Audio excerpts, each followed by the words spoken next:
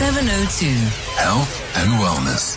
20 minutes now before 12 o'clock in our Health and Wellness feature this morning. We are talking about, in fact, trying to understand the head, foot and mouth disease. You may know that as of last week, the number of confirmed hand, foot and mouth disease cases in KwaZulu-Natal had risen to about 373.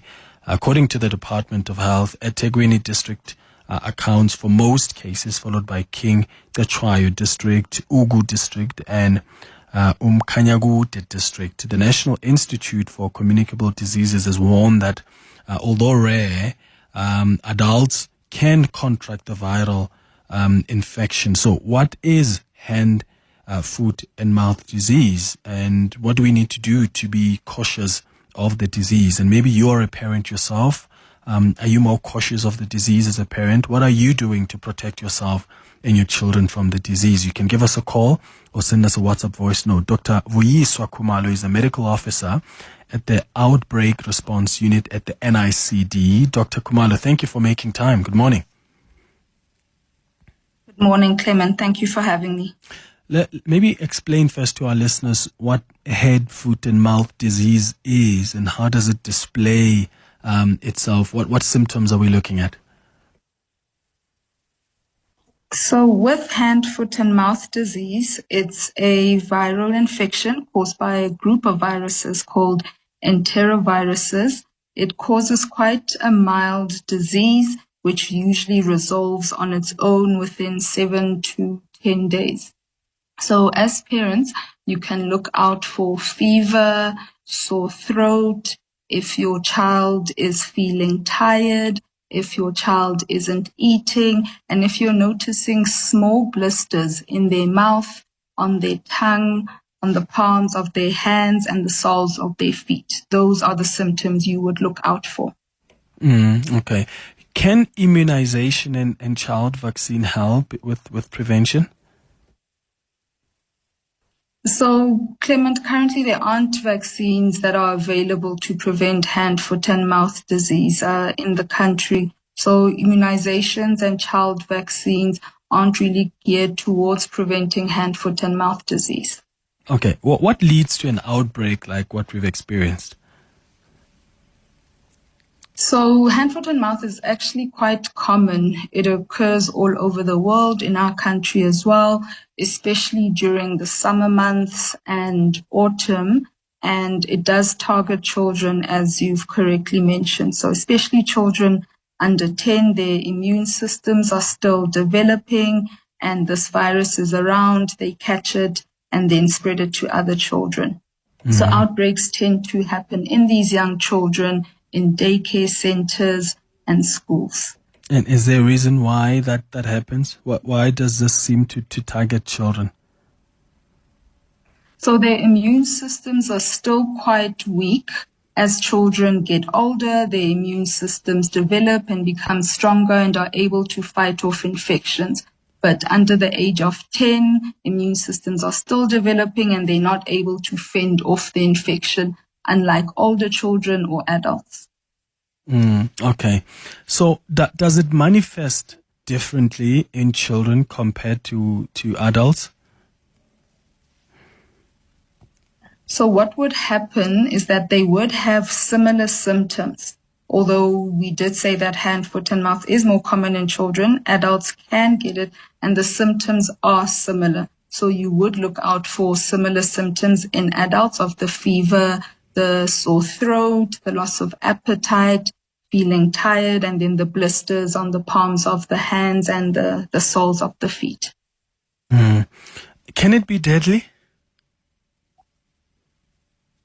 So hand, foot and mouth is really a mild disease, Clement, and it's self-limiting. This means that it resolves on its own, generally within 7 to 10 days after contracting the infection. So it's generally mild, but in very rare, exceptional cases, it can lead to more serious complications. Okay. I want to give our listeners an opportunity to ask some questions if they've got any on 011 883 0702. You can send WhatsApps as well on 072 702 1702. We're trying to understand more about this head, foot and mouth disease. As of last week, there was confirmation that this disease in KwaZulu-Natal, in fact, the cases had risen to 373. There are specific areas there in KwaZulu-Natal where this is more concentrated, and the National Institute for Communicable Diseases has been warning that even though it is rare, as an adult, you can contract the viral infection as well. So we're trying to understand it, but also to arm you with important information to be more cautious. And I know one of the questions that are quite critical, Dr. Kumalo, is, for people listening to us now and they're wondering, what do I do next? What's your advice? Should one suspect that their child may have this head, foot, and mouth disease? Thanks, Clement. So if a parent suspects that their child has contracted hand, foot, and mouth disease, the first thing they should do is to go consult with a healthcare provider who would diagnose it upon taking a history. So hearing if the child had the symptoms that we talked about, loss of appetite, fever, sore throat, and then the small blisters on the hands and the feet. The healthcare provider would then be able to give advice on how to manage the condition further. As it is a mild disease and resolves it on its own, there wouldn't be specific medication that targets the viral infection, but the healthcare provider can give medication that will treat the symptoms. So give medication to bring the fever down, give pain relief for the sore throat, and so forth. Okay. Okay, let me go to questions now. 011-883-0702. WhatsApp's on 072-702-1702. Good morning, Clement. I hope you are well. Cases had risen. I had this hand, foot, mouth disease. I'm an adult. I'm in my 30s. And throat was swollen. Had blisters. Lips were peeling. Hands were. It reminded me of COVID, but it wasn't. It was bad, but it wasn't that bad. After a week with antibiotics, I'm good now, but still have scars, Still have a bit of scars on my feet and then on my hands. Wow. Yeah. And Dr. Kumalo, is that consistent with like the symptoms that one can expect? What this listener is sharing with us?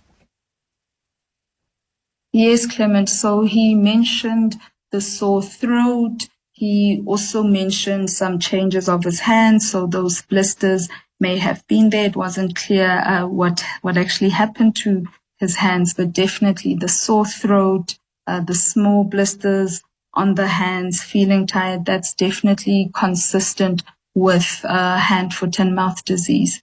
And as the caller is an adult, it is a bit more uncommon to get it in adults, but however, it can occur. Okay. Levin, you calling us from Orange Grove. Good morning. Good morning. How are you doing today? Sharp, man. Go ahead. All right, thanks.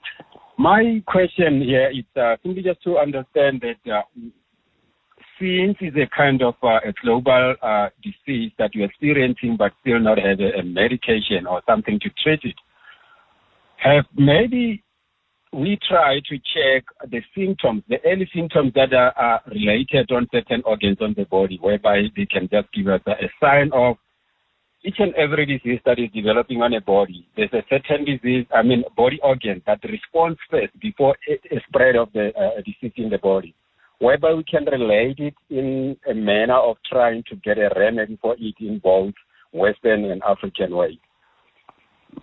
Okay, got it, Levin. Thank you. Dr. Kumalo? All right, thank you, Clement. So there isn't a specific body organ or body organ system that we'd be able to check for hand, foot, and mouth disease as the caller was asking. However, it's the symptoms that we would look at and think this is hand, foot, and mouth disease. So before the rash appears, that's when you would start developing the fever, not feeling like eating, and feeling tired. So these are general symptoms for viral infections.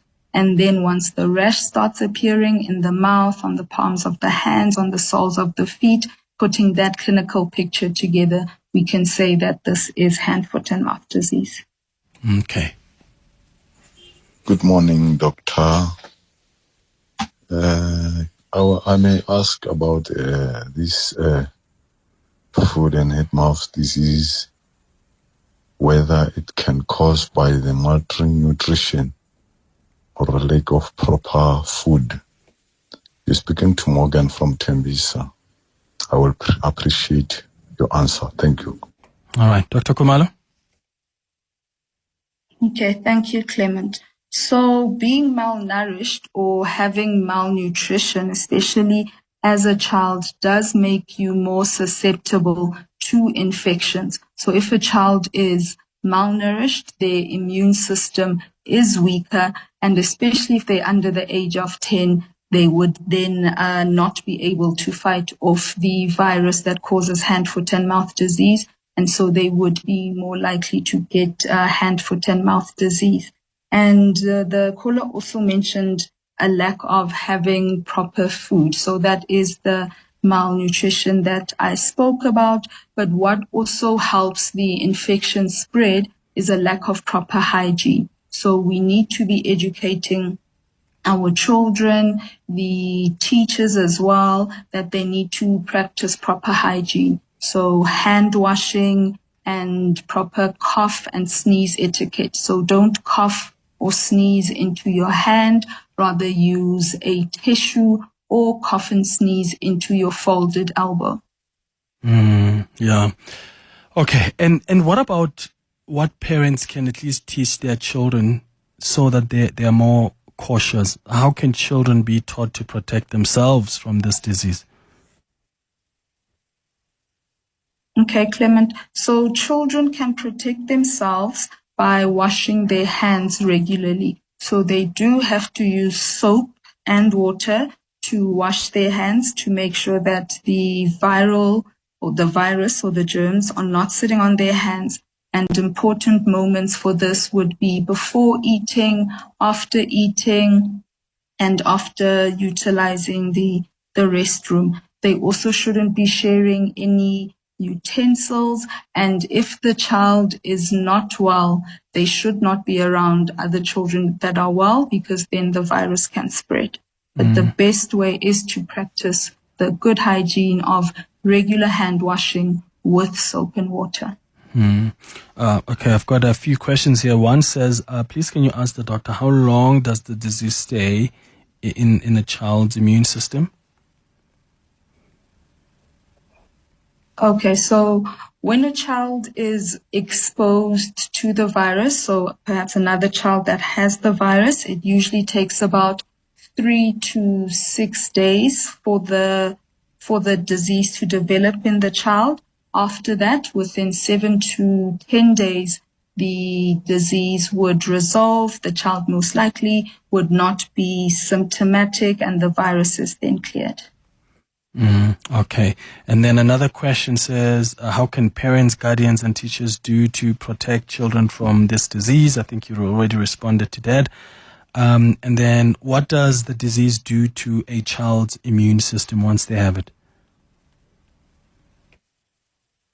Okay, so what the disease does to the immune system is that it creates that immune reaction. So that's when the child will start feeling feverish, the child will start feeling quite tired, not wanting to eat, and then the blisters start appearing on the hands and the feet. But because it's quite a mild disease, it resolves on its own within 7 to 10 days, and there isn't a long-term impact on the child's immune system. Yeah. And in terms of an update on the cases that are reported in KwaZulu-Natal, are you seeing an increase in cases? Is this outbreak being managed now? What update do you have for us?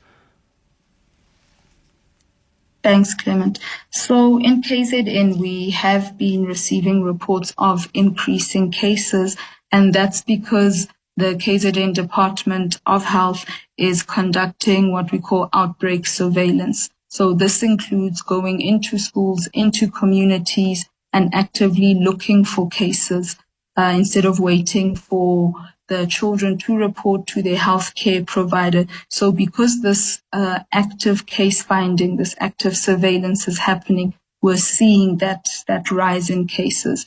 And the KZN Department of Health is conducting the surveillance, is conducting screening at schools, and health facilities within the province are also doing the screening.